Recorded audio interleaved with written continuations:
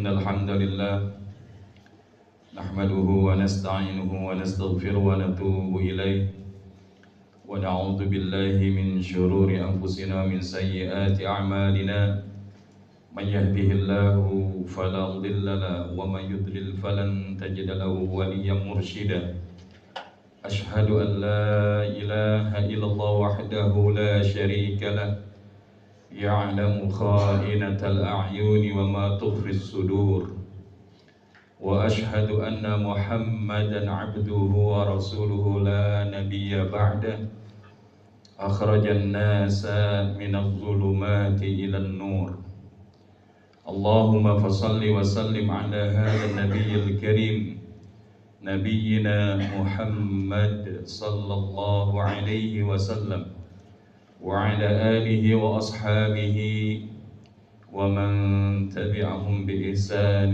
إلى يوم الدين أما بعد فيا عباد الله أوصيني نفسي وإياكم بتقوى الله فقد فاز المتقون فقد قال الله تعالى في كتابه الكريم وهو أصدق القائلين أعوذ بالله من الشيطان الرجيم بسم الله الرحمن الرحيم يا أيها الذين آمنوا اتقوا الله حق تقاته ولا تموتن إلا وأنتم مسلمون وقال النبي صلى الله عليه وسلم احرص على ما ينفعك واستعن بالله ولا تعجز إلى آخر الحديث أو كما قال النبي صلى الله عليه وسلم رواه البخاري ومسلم صدق الله العظيم وصدق رسول الله صلى الله عليه وسلم. Ma'asyiral hadirin jamaah sidang salat Jumat yang dirahmati Allah, Dzulhijjah merupakan di antara bulan yang memiliki nilai keutamaan dan tidak mengalami kekurangan. Sebagaimana diungkapkan oleh Nabi Muhammad sallallahu alaihi wasallam, syahrani la yanqusan. Ada dua bulan yang tidak akan berkurang, yakni Ramadan wa Dzulhijjah, yaitu daripada bulan suci Ramadan dan daripada bulan Dzulhijjah. Atau kama qala Nabi sallallahu alaihi wasallam, ketika kita melihat di bulan suci Ramadan, maka Allah Subhanahu wa taala memberikan kebahagiaan tatkala telah meniti madrasah Ramadan selama 1 bulan penuh lamanya, maka kita memperingati dan kita berada di dalam satu kondisi yang penuh kegembiraan dan sukacita yang kita kenal dengan Hari Raya Idul Fitr.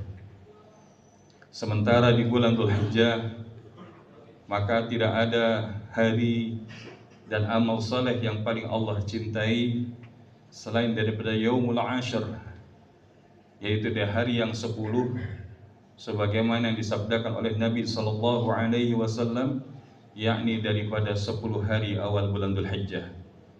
Maka kita mendapati bagaimana Yaum Arafah, 9 Dzulhijjah, hari raya Idul Adha 10 Dzulhijjah, dan hari Tasyrik 11 hingga 13 Dzulhijjah menjadi di antara kebaikan-kebaikan yang Allah hadirkan di dalam kemuliaan bulan Dzulhijjah.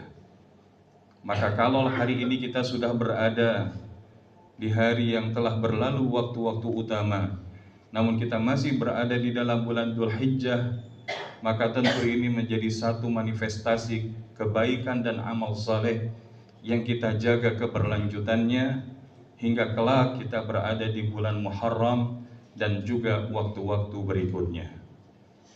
Maka oleh karena itu, selain daripada dorongan kebaikan dan amal saleh, di bulan Dzulhijjah amat sangat syarat daripada nilai-nilai keteladanan yang kita contoh dari sosok hamba Allah mulia dan yang Allah pilih, yang namanya disebutkan sedikitnya 69 kali di dalam Al-Quran, bahkan menjadi salah satu nama surah di dalam Al-Quran.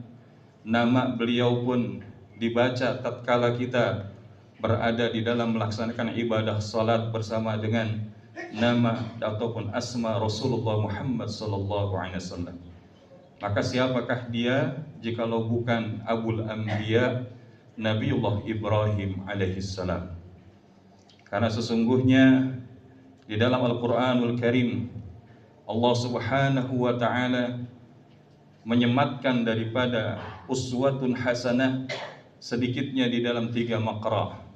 Satu maqra di dalam Quran surah Al-Ahzab ayat 21, yang ini kemudian merujuk kepada Nabi kita Muhammad sallallahu alaihi wasallam. Tapi di dalam Quran surah Al-Mumtahanah ayat yang keempat dan ayat keenam, maka uswatun hasanah ini disematkan, ditujukan kepada Abul Anbiya Nabiullah Ibrahim alaihissalam. Maka ketika kita mendapati firman Allah subhanahu wa ta'ala, a'udzu billahi minasyaitonir rajim, qad kanat lakum uswatun hasanatun fi Ibrahim walladzina ma'ah. Sungguh telah ada suri tauladan yang baik bagi kalian pada Ibrahim dan orang-orang yang bersama dengannya. Al-ayah. Di dalam ayat ke-6 Allah sebutkan laqad kana lakum fihim uswatun hasanah.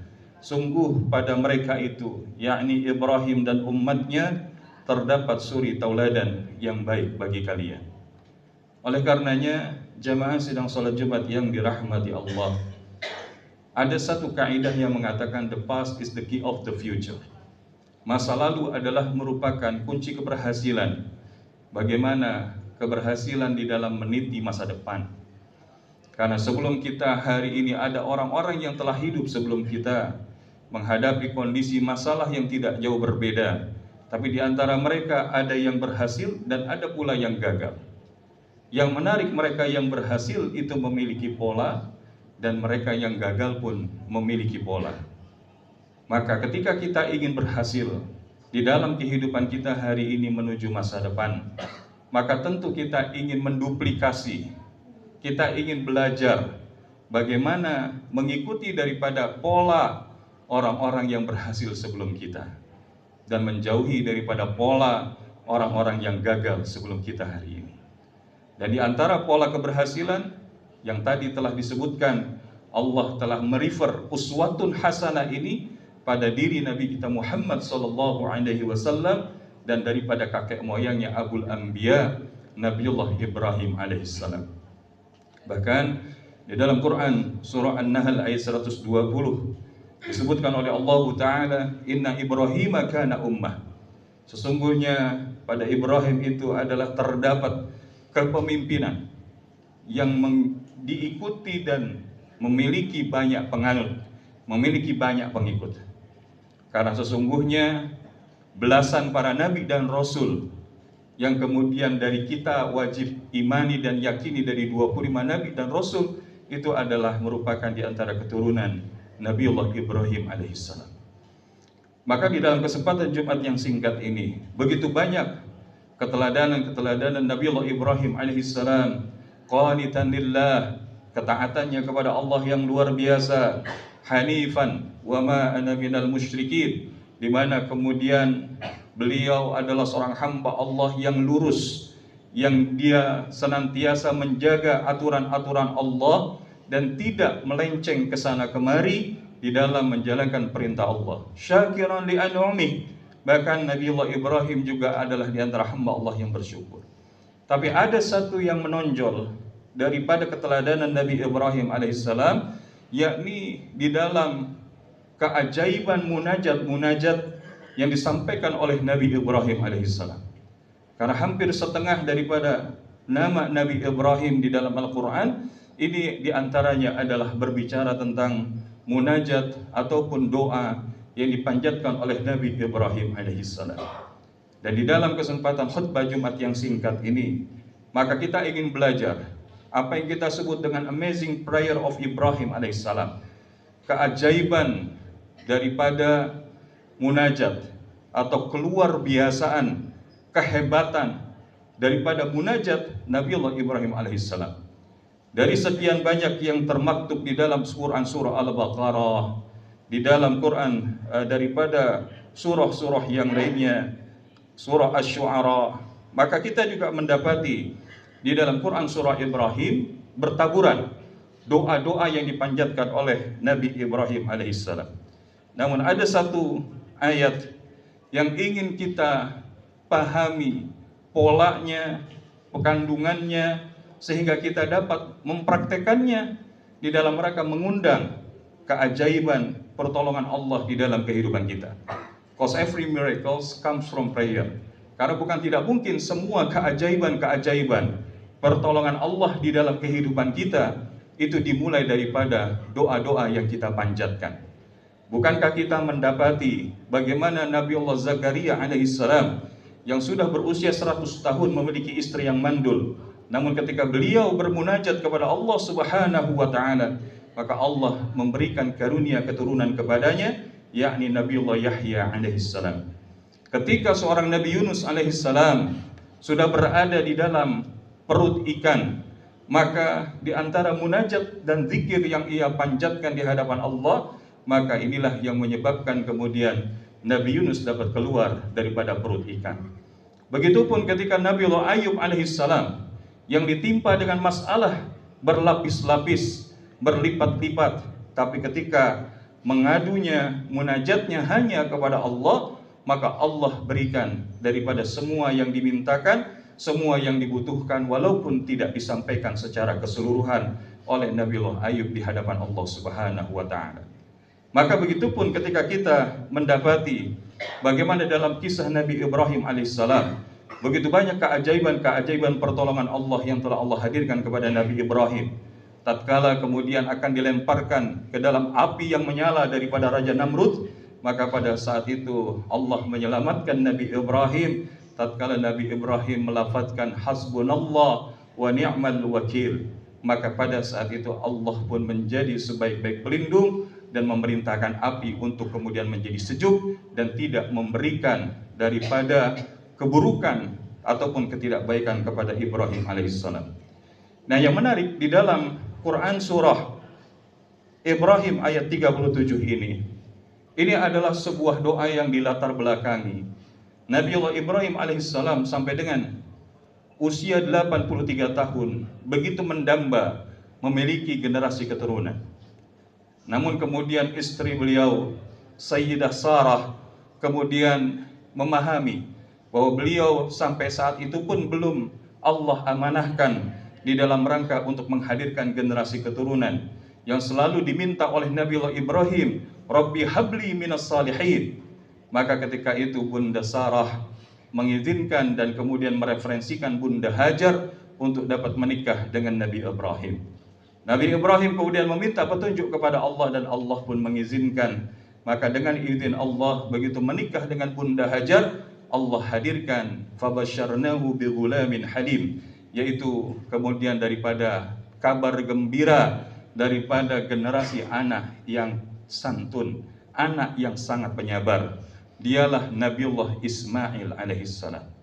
Namun ketika kemudian Nabi Ismail ini telah lahir, Allah memerintahkan daripada Nabi Ibrahim membawa daripada Bunda Hajar bersama dengan bayi Ismail untuk hijrah menuju kota Mekah dari Hebron yang ada di Palestina. Maka di titik inilah kemudian Nabi Ibrahim membawa daripada Bunda Hajar dan daripada bayi Ismail alaihissalam untuk sampai di Mekah. Dan begitu kemudian sampai di Mekah, maka saat itu Bunda Hajar berkata, wahai suamiku, kenapa engkau tinggalkan kami di sini? Namun kemudian Nabi Ibrahim tidak menjawab. Namun manakala pertanyaannya dirubah, wahai Ibrahim, apakah Allah yang memerintahkanmu untuk membawa kami ke sini? Ya. Dan ketika itu Nabi Ibrahim pun tetap meninggalkan keduanya. Dan kemudian Bunda Hajar mengatakan, jikalau Allah yang telah memerintahkan, maka niscaya Allah tidak akan pernah meninggalkan. Maka ketika itulah Nabi Ibrahim meninggalkan daripada Bunda Hajar dan daripada bayi Ismail dengan segala keterbatasan, dengan segala kondisi apa adanya. Namun yang menarik, Nabi Ibrahim menyampaikan munajat yang disebut dengan doa menitipkan kepada Allah Subhanahu wa taala daripada generasi keturunan mereka tersebut, ahli keluarganya tersebut. Di dalam Quran surah Ibrahim ayat ke-37, Nabi Ibrahim alaihissalam meminta kepada Allah, Bismillahirrahmanirrahim. Rabbana inni askantu min dzurriyyati biwadin ghairi dhi zar'in 'inda baitikal muharram Rabbana liyuqimus shalah faj'al af'idatan minan nasi tahwi ilaihim warzuqhum minats thamarati la'allahum yashkurun. Maka di dalam penggalan yang pertama Nabi Ibrahim meminta kepada Allah, Rabbana inni askantu min dzurriyyati. Ya Allah, karena di dalam setiap lafaz doa kita menunjukkan butuhnya kita kepada Allah. Dan Nabi Ibrahim menunjukkan posisinya sebagai hamba yang sedang meminta kepada Sang Khaliq. Maka ketika Nabi Ibrahim menyebutkan Rabbana, duhai Allah, inni askantu min dzurriyyati, sesungguhnya aku telah menempatkan sebagian keturunanku. Maka di sini adalah di antara lafaz daripada doa nitipnya Nabi Ibrahim alaihissalam. Ya Allah, ya Tuhanku, sesungguhnya aku telah menempatkan sebagian keturunanku. Karena tidak ada yang paling baik untuk menjaga dari segala apapun yang hari ini kita miliki ataupun yang Allah titipkan kepada kita. Keluarga kita, perusahaan kita, negeri kita, amanah kita. Maka kalau kita kembalikan, sungguh kita tidak bisa menjaga semua itu di dalam 24 jam kehidupan yang Allah berikan kepada kita. Tapi tatkala kita menitipkan kepada Allah Subhanahu wa taala, maka kita meyakini satu firman Allah lainnya, "Fallahu khairan hafidha wa anta arhamur rahimin." Maka engkau duhai Allah adalah sebaik-baik penjaga, dan engkau adalah Rabb yang Maha Penyayang di antara yang penyayang. Maka Nabi Ibrahim nitip, walaupun kemudian di saat menitip itu beliau enggak langsung menyampaikan permintaannya, tapi beliau curhat kepada Allah Subhanahu wa taala. Apa curhatan Nabi Ibrahim? Selain menitipkan daripada generasi keturunannya, menitipkan daripada ahli keluarganya, biwadin ghairi dhi zar'in, di dalam kondisi yang serba keterbatasan. Di dalam terjemah daripada potongan doa Nabi Ibrahim tadi, maka Nabi Ibrahim menyebutkan berada di lembah yang tidak mempunyai tanam-tanaman. Artinya apa? Lack of resources. Sedikit daripada sumber daya, terbatas pada saat itu. Karena banyak di antara kita hari ini merasa kalau kita mencapai sesuatu karena hebatnya kita, karena kita pernah belajar, karena kita punya ilmu, karena kita punya kedudukan dan lain sebagainya. Padahal pada saat kita mendapati kondisi lack of resources, yang dia pengen memiliki jodoh tapi belum datang jodohnya, yang dia pengen punya anak tapi belum punya anaknya, yang dia pengen usahanya maju tapi kemudian tak maju-maju, maka perhatikan bahwa ini adalah sesuatu yang perlu kita sampaikan dan curhatkan di hadapan Allah. Karena curhat di hadapan Allah, maka ini adalah akan mendatangkan ketenangan. Berbeda ketika curhat kepada makhluk yang bukan tidak mungkin memiliki keterbatasan, yang berujung bukan kepada kebahagiaan tapi bisa jadi merupakan kekecewaan. Di sisi yang lain, ikhtiar terbaik dilakukan oleh Nabiullah Ibrahim inda baitikal muharram, yaitu berada di dekat rumah engkau Baitullah yang dihormati. Artinya walaupun Nabi Ibrahim menitipkan mereka kepada Allah dalam keadaan yang sangat terbatas, namun ditempatkan di tempat terbaik. Karena tempat yang terbaik di atas muka bumi ini adalah masjid. Maka masjid disebut rumahnya Allah Subhanahu wa taala, Baitullah. Dan tidak ada masjid yang lebih utama dari seluruh masjid yang ada di atas muka bumi, melainkan daripada Ka'bah yang berada di Baitullah di Makkah Al-Mukarramah. Maka disinilah pemaknaan bahwa ketika kita hari ini ingin menggapai tadi, pengen punya keluarga yang baik, pengen punya anak yang baik, pengen punya perusahaan yang mencapai target dan mencapai hasil yang terbaik, maka jangan pernah jauh daripada masjid. Berbahagialah ketika sebuah perusahaan memperhatikan daripada spirituality factor yang ada pada setiap pekerjanya. Dan berbahagialah yang para pekerja ketika bisa menggunakan daripada kesempatan itu di dalam rangka menjadikan kebaikan di dalam langkah mencari nafkah yang ia lakukan. Karena circle yang baik akan berbuah dengan hasil yang baik. Tapi salah memilih circle, salah memilih interaksi, salah memilih teman, maka bukan tidak mungkin akan berujung kepada kehinaan dan penderitaan. Maka setelah semua ini dicurhatkan oleh Nabi Ibrahim nitip kepada Allah, maka Nabi Ibrahim barulah mengajukan 3 permintaan. Apa 3 permintaan yang diminta oleh Nabi Ibrahim? Yang pertama adalah Nabi Ibrahim minta kepada Allah Subhanahu wa taala, Rabbana liyuqimus shalah, ya Allah, agar mereka melaksanakan sholat. Maksudnya apa? Yakni generasi daripada ahli keturunannya menjadi ahli sholat. Nabi Ibrahim gak langsung minta anaknya kelak akan menjadi pengusaha yang hebat, menjadi penguasa, ataupun segala hal yang disebut sebagai kemuliaan atribut dunia. Tapi Nabi Ibrahim meletakkan skala prioritas. Karena kelak nanti yang pertama kali ditanyakan oleh Allah Subhanahu wa taala di yaumil mahsyar, di yaumil hisab adalah tentang salat.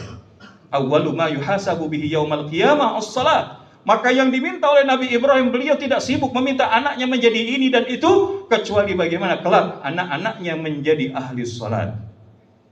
Maka inilah yang perlu diteladani oleh setiap kita, seorang ayah yang sudah memiliki anak-anak. Kita boleh mendorong anak-anak itu punya cita-cita apapun, tapi sebelum dia menjadi apapun, maka dia menjadi ahli sholat. Karena ketika dia beres sholatnya, maka insya Allah Allah akan membereskan kehidupannya. Maka begitupun seorang suami, seorang ayah yang gak beres sholatnya, maka pasti gak beres keluarganya. Bisa jadi gak beres daripada pasangan dan anak-anaknya. Kenapa? Karena dia tidak beres dalam urusan sholatnya. Karena inilah para ulama menyebutkan, jikalau Allah ingin memperbaiki kehidupan kalian, jikalau kalian ingin Allah memperbaiki kehidupan kalian, maka perbaikilah kualitas sholat kalian di hadapan Allah Subhanahu wa ta'ala. Yang kedua dimintakan oleh Nabi Ibrahim alaihissalam adalah faj'al af'idatan minan nasi tahwi ilaihim. Maka jadikan mereka ya Allah, hati sebagian manusia cenderung kepada mereka. Menjadi teladan yang bahkan melampaui daripada masanya. Hari ini ketika kita berbicara tentang ibadah kurban, ibadah haji, salat hari raya Idul Adha ataupun hari raya Idul Adha itu tidak lepas daripada teladan Nabi Ibrahim alaihissalam dan keluarganya. Bahkan di antara yang dimaknai di dalam beberapa kitab tafsir bahwa yang dimaksudkan adalah bagaimana kemudian hati banyak manusia kalau hari ini melakukan perjalanan wisata ke luar negeri, mungkin setelah itu mau datang ke sana tidak terlalu punya keinginan, kerinduan. Sebagaimana ketika seseorang pernah sampai ke Baitullah, kemudian dia pulang dan dia pengen balik lagi ke sana. Maka ini adalah di antara keberkahan daripada doa Nabi Ibrahim alaihissalam yang menjadikan sebagaimana kita lihat Mekah hari ini. Makanya Rasulullah SAW berdoa kepada Allah Subhanahu Wa Taala, ya Allah, anugerahkan keberkahan di kota Madinah sebagaimana Engkau telah memberikan keberkahan daripada doa Nabi Ibrahim atas kota Mekah. Dan yang terakhir, Nabi Ibrahim minta kepada Allah Subhanahu Wa Taala, warzuqhum minats tsamarat, dan anugerahkanlah daripada rezeki berupa buah-buahan. Menarik, karena apa? Karena Nabi Ibrahim tidak minta, ya Allah, kasih mereka daripada gandum, kasih daripada generasi keluargaku daripada tempat tinggal. Tapi Nabi Ibrahim meminta agar dianugerahkan buah-buahan. Padahal tadi disebutkan tanah padang pasir yang tandus, di mana kemudian bersebelahan Baitikal Muharram. Maka jikalau kita pernah melihat bagaimana sekarang bahkan kita mendapati saudara-saudara kita yang melaksanakan ibadah haji tahun ini mencapai derajat 52 hingga 55 derajat Celcius. Sehingga tidak sedikit di antara mereka yang kemudian berpulang di sisi Allah Subhanahu wa Ta'ala. Namun kita bisa melihat, tapi hari ini ketika kita sampai di kota Mekah, buah apa yang bisa dikatakan hampir tidak ada. Padahal boleh jadi di sana tidak ada pohonnya. Padahal boleh jadi di sana tidak ada kebunnya. Kalaupun ada, paling tidak kebun kurma, tapi itu pun sangat terbatas. Dan ini adalah diantara keberkahan daripada doa Nabi Ibrahim. Karena ketika datang buah-buahan dari negeri yang memiliki 4 musim di sekelilingnya, bahkan disalurkan daripada kota Taif itu sampai kepada kota Mekah, ini menjadi sebuah kebaikan dan keberkahan. Dan yang menarik ternyata Nabi Ibrahim ketika menyebutkan buah-buahan, karena memang di dalam surga disebutkan lebih banyak tentang buah-buahan daripada makanan-makanan yang lain. Maka kalau hari ini kita concern terhadap bagaimana pentingnya buah-buahan di dalam kehidupan kita, maka itu akan memberikan kebaikan fisik di dalam melaksanakan kebaikan-kebaikan ibadah dan ketaatan kepada Allah Subhanahu wa taala. Maka di ujung daripada ayat ini Nabi Ibrahim menyebutkan la'allahum yashkurun, agar mudah-mudahan mereka bersyukur kepada Allah Subhanahu wa taala. Jamaah sedang salat Jumat yang dirahmati Allah, mudah-mudahan dari pembelajaran munajat yang luar biasa daripada Nabi Ibrahim, baru dari satu doa, beliau memiliki begitu banyak doa. Karena di antara prinsip doa Nabi Ibrahim bukan hanya sekedar untuk dirinya, tapi juga melibatkan ahli keluarganya, bahkan juga daripada masyarakat dan umatnya, bahkan negerinya, hingga bahkan umat manusia melampaui daripada zamannya.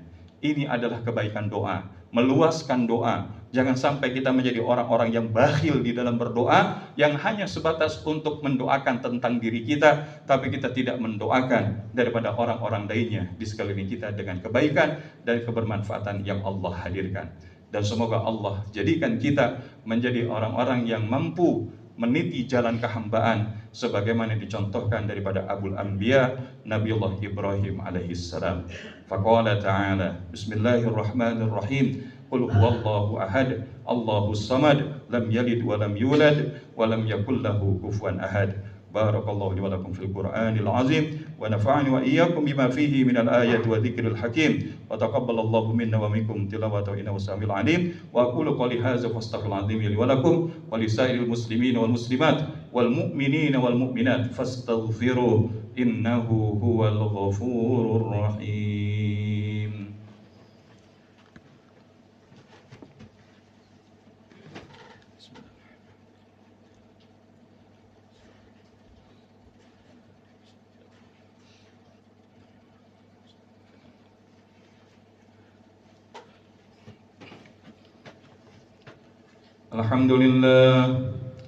Alhamdulillahi Rabbil Alamin, hadana lihada wa ma kunna linahtadiya lawla an hadana Allah. Ashhadu an la ilaha illallah wa ashhadu anna Muhammadan abduhu wa rasuluh, la nabiyya wa la rasula ba'dah. Allahumma salli wa sallim ala nabiyyina Muhammad sallallahu alaihi wasallam wa ala alihi wa ashabihi ajma'in. Amma ba'd, fa ya ibadallah, usini nafsi wa iyyakum bitaqwallah, faqad fazal muttaqun. Faqala ta'ala, ya ayyuhalladzina amanu ittaqullaha wa qulu qawlan sadida yuslih lakum a'malakum wa yaghfir lakum dhunubakum wallahu ghafurur rahim. وقال أيضا إن الله وملائكته يصلون على النبي يا أيها الذين آمنوا صلوا عليه وسلموا تسليما. اللهم صل وسلم على نبينا محمد وعلى آله وأصحابه وبارك وسلم أجمعين برحمتك يا أرحم الراحمين. اللهم اغفر للمؤمنين والمؤمنات والمسلمين والمسلمات الأحياء منهم والأموات إنك سميع قريب مجيب دعوات. اللهم سلمنا والمسلمين، اللهم عافنا والمسلمين، واكفنا وإياهم من شر مصائب الدنيا والدين. اللهم اجعل حجنا حجا مبرورا، وسعينا سعيا مشكورا، وذنبنا ذنبا مغفورا، وتجارتنا تجارة لن تبور. يا عالم ما في الصدور أخرجنا من الظلمات إلى النور. ربنا آتنا في الدنيا حسنة وفي الآخرة حسنة وقنا عذاب النار. عباد الله إن الله يأمرنا بالعدل والإحسان وإيتاء ذي القربى وينهى عن الفحشاء والمنكر والبغي يعظكم لعلكم تذكرون واذكروا العظيم يذكركم واشكروه على نعمه يزدكم ولذكر الله أكبر. أقيموا الصلاة.